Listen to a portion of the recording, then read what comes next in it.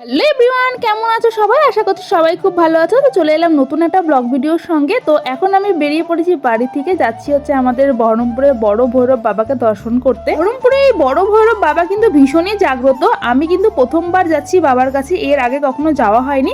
আর দেখো সারা রাস্তা কি সুন্দর লাইটিং দিয়ে সাজানো হয়েছে, ভীষণই ভালো লাগছিল। আর বাইরে কিন্তু হালকা হালকা ঠান্ডাও পড়তে লেগেছে। তো আমি তো সোয়েটার পরে চলে এসেছি বাবাকে দর্শন করতে। আর এইখানে কিন্তু ভীষণই ভিড় ছিল। আর দেখো গোটা রাস্তায় কি সুন্দর লাইটিং দিয়ে সাজানো হয়েছে। তো চলে এলাম বাবাকে দর্শন করতে। এই দেখো, তো আমিও দর্শন করলাম, তোমাদের সাথেও শেয়ার করলাম। তো ভীষণ জাগ্রত ভৈরব বাবা। তো অনেক দিন ধরে বাবাকে দেখার ইচ্ছা ছিল, যাক এই বছর আমি আসতে পারলাম।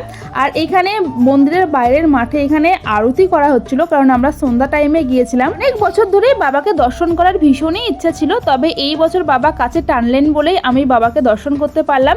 তো এখানে সন্ধ্যা আরতি দেখার পর আমরা বেরিয়ে পড়লাম। তো বহরমপুরের বড় ভৈরব বাবার পর ছিল সেকেন্ড নিম বাবা। তো আমরা এখন নিম বাবার কাছেই যাচ্ছি। তোমরা তো কম বেশি সবাই জেনে গিয়েছো যে মুর্শিদাবাদে কয়েকদিন ধরে ইন্টারনেট বন্ধ থাকার কারণে আমার ভিডিও দিতে অনেকটাই লেট হয়ে গেল। তো চলে এলাম আমরা এখন নিম বাবার কাছে। তো নিম বাবাকে এই প্রথমবার আমি দর্শন করছি, এর আগে কখনো আসাই হয়নি। তো ভীষণ জাগ্রত বাবা। তো বহরমপুরে ভীষণ জাঁকজমক করে ভৈরব পুজো হয়। তো আমি এই প্রথমবার ভৈরব ঠাকুর দেখতে বেরোলাম বহরমপুরে, তোমাদের সাথেও শেয়ার করলাম। তারপরে চলে এলাম একটা দোকানে, সেখান থেকে আমরা এক প্লেট চিকেন পকোড়া আর একটা জলের বোতল নিলাম। তো এখানে চিকেন পকোড়া খাওয়া হচ্ছে, চলো আমি চিকেন পকোড়াটা খেয়ে থাকি। আর তোমরা আমার চ্যানেলটিকে একটু বেশি বেশি করে প্লিজ সাবস্ক্রাইব করো, আর লাইক কমেন্ট শেয়ার করে দিও। দেখা হচ্ছে নেক্সট নতুন ভিডিওর সঙ্গে। টাটা।